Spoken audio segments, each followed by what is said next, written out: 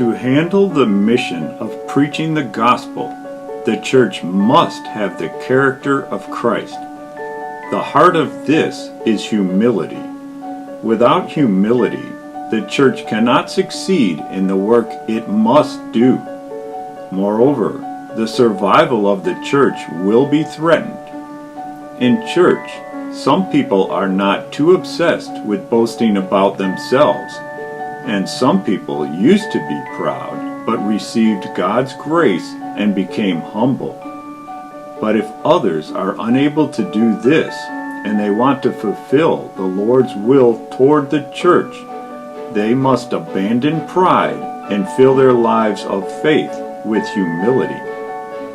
It is difficult for people who boast about themselves to remain in God's grace, because such people think they are intrinsically righteous.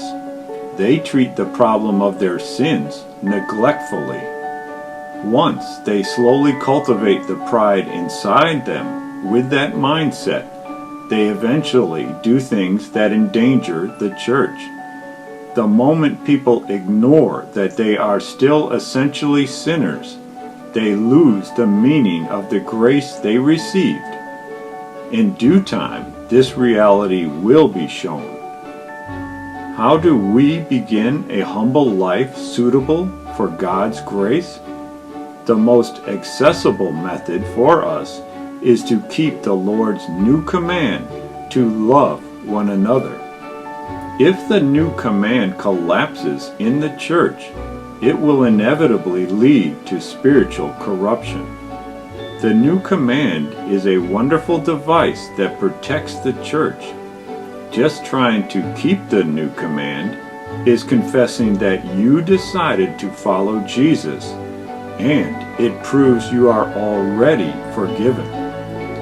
Ultimately, to keep the new command is to be humble. This is because you cannot love without being humble. People brought to Jesus the man who was deaf and mute. In the view of the Jews, this man was mentally ill and paying the price for sins.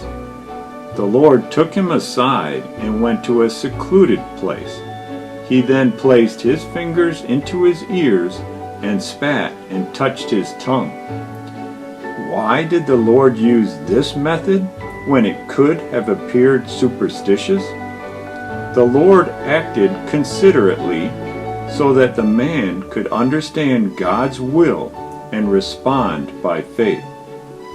When he put his fingers into the man's ears and spat and touched his tongue, he was telling him, though he could not hear or speak, "I know your pain. I will heal you."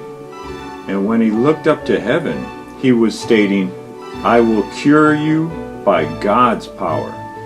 And when he sighed, he was saying, "God pities you," and comforted his spirit. The deaf and mute man did not have a trace of pride. The Lord wants to communicate with humble people like this and give his grace to those who cannot live without him.